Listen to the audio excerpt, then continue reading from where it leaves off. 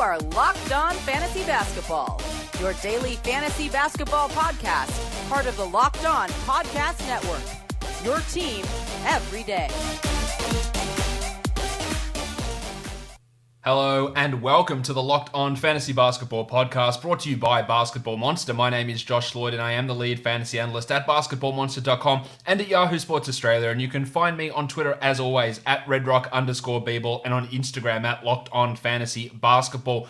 As you would have heard, there is a new intro song to the podcast. Because of this quarantine, my son has been learning to make music on GarageBand. So I thought, hey, I've had the old song for about a year now, so let's change things up for the next little bit of time. And he made me an intro song. That's one of his songs that he created on GarageBand. He is 12 years of age, so hey, there it is. That's the new intro song. Yes, it always sounds different when you get a new song. I can assure you, you will get used to it, and it is like just 20 seconds at the start of this show. But this show is still going on. We're still doing things. Michael Bolton, he's still here. Let's get to it. Let's get to it, indeed. Now, I asked for your questions because what I've done every Monday for the last 4 weeks, gone back in history and gone to a season and done historical fantasy recap. And that's great. I've got years and years and years of NBA seasons where I could go back and do that. But if you had noticed or hadn't noticed, what I've done is I've chose one season from each decade. The first one was from the 80s, then the 90s, then the 2000s, then lastly from the 2010s. If I just go back and keep picking seasons, like I did 2010-11 last time, if I do 2013 next time, there's going to be so much repetition of me talking about the same players again. And I can't go back and talk about every storyline from every single season and why this guy was 12th this season and 13th the next season. It was just a good idea to get a whole bunch of different names in over the last 40 years of the NBA. So I think that's quite repetitive to do that, so I'm not doing the historical fantasy basketball seasons. I am going to continue doing the Dynasty podcast. I am going to continue doing the NBA redraft shows. Just did the 2018 one at the end of last week. Go check that out. Let me know what you think. I'm trying to throw some other shows in there. So now, today, I decided to do a quarantine question time, a mailbag. You guys send in questions, some really interesting ones as well. And I am going to talk about those and answer those ones. And the first question that we've got here, I've got a question here that says, show us your dick. Probably not going to do that, but thanks for your input. I've got to try and keep the fans as happy as possible, but I'm not going to do that one. Let's go to a question. What is your favorite single season team? This is from N. Waniogbu. Probably mispronounced that one. He says the example, the 03-04 Pistons, is both an example and a correct answer. Hey, it can be a correct... I'm not saying the best team. That can be your favorite team. My favorite team, personally, was the first season of the Bulls' second three-peat, the 95-96 Bulls. I started watching basketball 4 or 5 years before that. I was 15 around that time, so really in that peak fandom sort of mode. It was Dennis Rodman, Michael Jordan's first full season back, Scottie Pippen there, of course, Steve Kerr starting, Aussie Luke Longley on the team, so that is my favorite team. I did also really like the 15-16 Golden State Warriors team. They coincidentally happened to be the two best teams of all time, 73-9 and 72-10 for the Warriors and the Bulls. But just in terms of teams that I really, really enjoyed watching, the Bulls were obviously ridiculous. There was Jordan, there was Rodman, there was just so much stuff, Pippen, so much stuff going on with that team. They were my favorite. They were my favorite single season team. All right, the same Instagrammer here, N1Yogbu, says, what are 5 changes you'd make to the NBA to make the game and the league better? Nearly everyone is going to disagree with what I say here. There's no doubt about that. But these are the things that I would put in. No timeouts. Get rid of them. Why do we need them? Timeouts waste time, obviously. You are literally standing on the court as a coach. If you want to tell the players something, literally tell them. There's no need for timeouts. Soccer doesn't have them. There's one break in 45 minutes. Footy doesn't have them. I know American football does, but you don't have as many timeouts as what basketball does. The NHL has, I think one timeout a game. Like, you don't need a timeout. You are literally right there. Tell the players what to do. I'm not about this artificially stopping the clock sort of nonsense. Timeouts, they can go. Nonsense. Late game fouling. I hate it. I hate that fouling is a positive. You use it in your benefit. Now, the idea of fouling coming in is to give you a disincentive to commit a foul. You shouldn't be doing it because that is against the rules. Hacking, blocking, whatever it is you're doing, that is against the rules. Here is a penalty for it. But at the end of a game, it becomes a positive. So you just go out there and grab a guy and like, oh, sorry, I made a mistake. Like, it's bullshit. Get rid of it. Now, there's probably someone going to be able to pick holes in this pretty comfortably. Late game fouling. The team, if you in a late game situation, you foul someone, they get 1 point and the ball. That's it. Just give them an automatic point and they get the ball. Now, what you could say in that situation, and again, there's probably other scenarios that I've missed here, is that, okay, if you're up 3 and the other team gets the ball, you just foul them, and you keep fouling them over the last 5 seconds. They get 1 point in the ball, 1 point in the ball. They can't win because you're 3 points up. But to sort of change that, what I did is if you do commit a foul in the last 20 seconds of the game, the other team gets 1 point of the ball, but the clock goes back to having 30 seconds on it. So it just keeps resetting. So you can't be up 4 points with 10 seconds left and just foul and get them 1 point of the ball so they can't actually do anything. So it puts 30 seconds back on the clock. There's probably issues with that. Foul outs, they're bullshit. Get rid of them. If you're going to, you got to have penalties for fouling, then you can't have late game fouling. And I know that's contradicting what I just said. But how many, look, if you're a footballer, if you're playing in the NFL, and you're an offensive lineman and you get flagged with 3 holding penalties, do you get kicked out of the game? You're a defensive back, you get 2 pass interferences, are you eliminated from the game? Even in soccer, who does have a red card system, a player gets kicked out of the game. It's not because they committed 5 fouls, therefore they're out. Now, excessive fouling and unnecessary fouling can get you a yellow, then you keep doing it, you can get a red, all that, but there's no number. If you're playing Australian football, you push someone in the back 4 times, you don't get kicked out of the game. It's bullshit. Why don't we want to see the players out there playing? I don't get why, or not even that they get kicked out of the game, or they get their minutes limited because they got into foul trouble. It is a bullshit thing that should go. 3-point fouls. Now, back in the day when fouling a 3-point shooter gave you 2 free throws, it was pretty dumb, obviously, because it's not the value of the shot. But also taking 3 free throws from the free throw line is not ideal as well. I think you should take those 3 free throws from the corner, out beyond the 3-point line. You set up over there, you take your 3 free throws. You're not as likely to hit 2.6 of them or 2.4 of them, whatever it is. You're going to hit a lower amount. I think that's more representative of what a 3-point foul shot should be. You could take them from straight ahead as well, like directly where the free throw line is and just step behind the 3-point line. I can understand down that. But I think go to the corner and that's your shot. The last point I would make here, don't reward charges. Now, I don't think charges should necessarily be eliminated from the game because if you are there and making a play on the ball and you get barreled into, then you should be able to receive that charge. But players sliding under people, not doing anything, not putting their hands up, not contesting a shot, not trying to get a steal, just literally standing there so they can get knocked into is not defense. It's defense rewarded by a rule that is wrong. It's always been there. I don't give a shit if it's always been there. It is a bad rule, and sliding in just to take contact is dangerous and is not a defensive play. They are my 5 things that I would change in the NBA. Again, tell me what you think is wrong and what you don't like about that.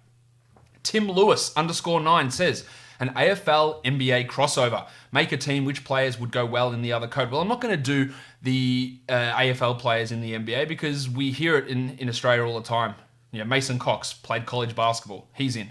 Scott Pendlebury and Marcus Bontempelli. I'm not sure if anyone knows, but they did play basketball as young players. So I'm not going to do that one. I'm also not going to do the NBA players coming to play the AFL. So I'm not including Ben Simmons, who was a pretty good footy player. I'm not going to include Paddy Mills, who was a really good footy player. Meli Dellavedova, who was a really good footy player. Joe Ingles. These guys who can already kick a footy, I'm not including them. I'm including American or international NBA players, and I'm going to try and fill out an AFL team. Those of you who know anything about the AFL, let me know what you think of this team. And I put this out on Twitter a couple of days ago, and the amount of people responding to it, saying and putting out names exactly the way that I had them, and the same names came to mind, was pretty astounding to me. So in the back 6, I've got Patrick Beverley back there, and I've got Delon Wright. Beverley as a small forward defender, and I've got Delon Wright as a sort of a medium-sized defender, but 2 really defensive sort of players that get in your ear. Now, Beverley can also switch into the midfield to become a negating tagger sort of player, but I've stuck him in the back 6. In terms of big men, I'm gone Bam Adebayo as sort of a centre-half back, big, tall defender, and I've gone Rashawn Holmes in that role as well. Good leaper, good athleticism, can move around, can switch between different players, good speed. So my 2 big defenders, my 2 tall defenders are Bam Adebayo and Rashawn Holmes. As my 2 sort of halfback flanker type of players, I've gone with the Jedi, OG Anunoby, who also has a new sound drop. But what about scarves? OG. Balenciaga Stop, ones. OG. You better stop, OG. And the old one, just for old time's sake. Hello there.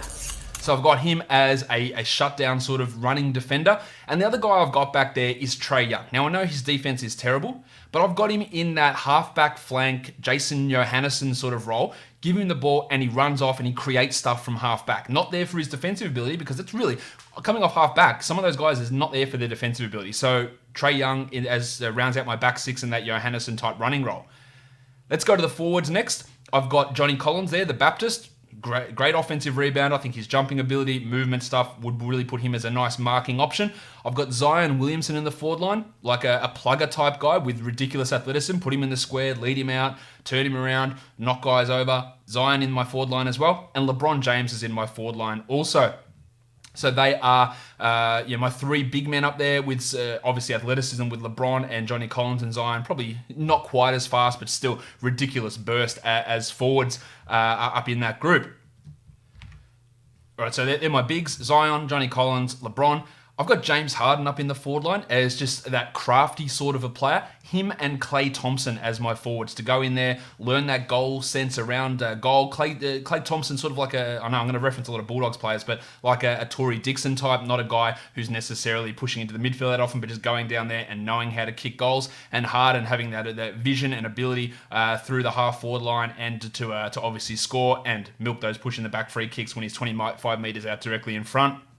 The last player I've got in my forward six is Lou Williams. Again, small, in and under sort of a player who's going to be able to get those loose ball crumbs off a pack. Left footer as well, bit of difference there. I don't know if he's left footer, he's left-handed. Left footer, give us another avenue to goal as a purely offensive type of player. I probably should have gone with a defensive forward. Maybe Klay can take that role as well. Someone who can prevent the switches out of defense and prevent quick transition play. So Klay probably does fit that role. Now in the midfield, for a ruckman, I was going to take Montrezl Harrell there.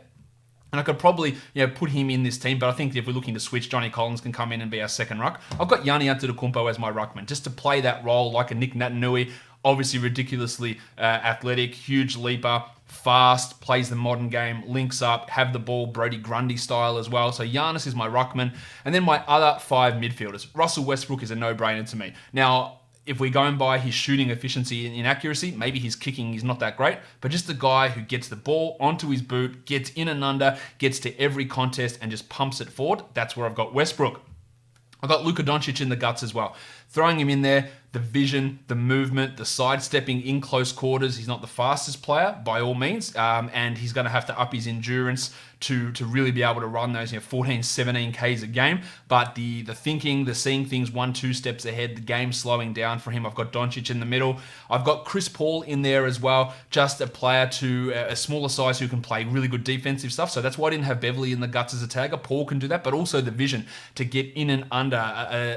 Tom Liberatore sort of a play, get that vision in and out of the packs and spot those guys out doing the running. And my two guys doing the running, probably my two wingmen, D'Angelo Russell and Ja Morant. Now, Russell, I think, again, a player who is not the fastest mover, but someone who can still generate things offensively. Defensively, he's a little bit iffy, but I think he fits on this team. Also, just like the idea of him being this nice, smooth left footer. And Ja Morant, just getting some pace in there on the wings. When you kick it out, when Doncic is creating space, when Westbrook's barreling over guys, when Chris Paul's feeding it out, and then he hit Ja on the wing, and then hits it lace out to Zion on the lead out of the square. That's how my team looks. I didn't put a bench in, but they're my 18 guys. Beverly, Delon Wright, Bam Adebayo, Rashawn Holmes, Trae Young, and the Jedi OG Anunoby.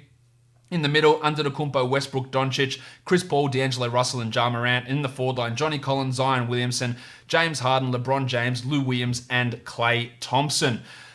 So, that made no sense to a bunch of you, but to some of you, it would have, and I hope you enjoyed it. Do I have a favorite player? Not really. I like a bunch of guys. I like, that's from T. Channers. I like Doncic, obviously. Trae Young's pretty cool. Zion Williamson. I like most players, to be honest. I have nitpicks with their games, which I have to do in my job as an analyst. But, I like a bunch of guys. Lloyd Kang, who will go number one next year? I have absolutely no idea. And a number of people have asked me, hey, what are your 2020, 2021 rankings? Can you give us an early look? And the answer is no. And I tell you why it's no, because I can go out there and I can make this channel and this podcast have clickbaity type things. Top 50 players for next season, early drafts. But it's wrong. I guarantee you if I did that now, it is wrong. Because I don't know when the season's going to start, who's going to be hurt, who's going to be on what team, what coach is going to be around. It's literally impossible. And anything that I put out now is guaranteed to be wrong and misleading. And you can't even generate good discussion from it. Because everything that gets said, well, If this guy's on the team, or if this guy's here, or if this guy's here, or if this guy's here, or if this happens, or if this happens, it means nothing. So, I know people love content, they love lists, they love rankings, but to me, I'm not trying to put out clickbaity type things and not just about drawing in views. It's about me putting out stuff that's useful or actionable or has reasons behind it. Or if I put out a top 50 or my rankings, which, I hate rankings anyway. Rankings are bullshit. And when you see a project I'm working on at the moment, you'll see how much rankings and overall value actually mean total dick when we're talking about fantasy value. So I don't know who's going number one. I'll tell you in September, October, a month before the season starts. That's when I've got an idea. Now I don't, and this is nothing against this question because I get asked it all the time, but I thought I'd just throw out a definitive answer as to why I won't do it. Why I won't give you a mock draft or the first round or the top 50 or my top 100 for next season, or why I won't even do dynasty rankings because they're bullshit. Rankings are bullshit. You can come in and say, oh yeah, for dynasty, but yeah, you'd take this guy here, and then I can give you the top 5 guys maybe, but even then that's a tougher thing. But then depending on who you pick with your first pick influences who you pick with your second pick. Do you want a whole bunch of old guys, a whole bunch of young guys? Are you going upside? Are you going balance? Like there's so many different factors there, and you can't give accurate rankings. So therefore, anyone that's giving out rankings, they are wrong, guaranteed. All right, Gordon N. Gann, maybe 9 cat head to head. Pick 2 out of these 3 keepers. Mitchell Robinson. And Mitch Robinson says, "I'll take it from here." The Crucifix, Christian Wood, and Rashawn Holmes. I think you got to keep Mitchell Robinson. I think you have to take Wood over Holmes, but that's pretty tough. It is tough. I could see the argument for Holmes and Wood. I could see the argument for Holmes and Robinson, but I would take Robinson and Wood as my 2 keepers out of that group. Kitty Ulf, have you ever traveled to Iceland? I have not. I was going to be going to Europe in exactly a month's time from now, but of course I've had to cancel that. I wasn't going to Iceland on this trip, but it was on our plan for our second European trip. After that, we'll be doing a whole bunch of Scandinavia, so unfortunately, no, I have not been there. Aurora Travel, how much has COVID affected your work? Quite a bit. Obviously now, no NBA to talk about, so I've missed a month of the regular season. My work that I do for Yahoo, my work that I do for Betfair, that no longer exists. My work on Basketball Monster, we don't have regular season games going. And interestingly enough, despite the fact that everybody's at home and a lot of people aren't working, podcast listens, YouTube views are very, very much way down. So what I'm doing, it's just not getting out to anywhere near as many people as what it would have, the day before the season got shut down. And I thought people have more spare time, that maybe podcasts and videos would provide a little bit of escapism or something for people to listen to, but it has actually been the opposite. Whereas I guess things with coronavirus in their description or their content have really bumped up as everyone wants to hear about that information. So yeah, it's impacted a lot. I haven't been able to do anything apart from put these podcasts together and try and create stuff to do. A lot of the work that I've done has disappeared, which is unfortunate, obviously. Any update on how you think we should deal with unfinished head-to-head leagues? And I've said this a million times, I'm going to say it again. Your leagues, you need to finish it. They are done. All leagues done. Head-to-head leagues. In the playoffs. Any league.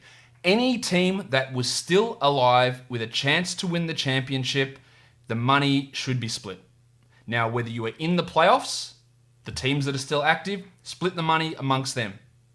Whether you had 4 days to go until your playoff started. Any team with a mathematical chance of making the playoffs, you split the money with them. Now, people say, should there be a reward for who finished on top in the regular season? 100% no, they should not. Because in a head-to-head league, unless you already had that stipulation that we're going to give half the prize pool to the team on top and half to the playoff championships, it doesn't work that way. Head-to-head leagues, you don't play to finish on top. And again, this project that I'm doing, I'm not going to spoil all of it, but we went through and did a draft, and there's nothing to do with injuries in there, nothing to do with games played. We all had this info. It's a historical draft, and when we went through and did all the head-to-head rankings, the team that finished 4th in the regular season standings, they won the title. The team that finished 2nd came 2nd. So it's not clear cut. It's not finish on top, you've got the best chance of winning. That's not how fantasy works. That's not how head-to-head leagues work. You don't know what would have happened with injuries. You can't legislate for that. So, and in roto leagues, what I've decided to do, and that's a harder one because we have games limits, so teams may have gone way over. They might have been plus 17 in their games limits and had to really sit guys, and then others could come through.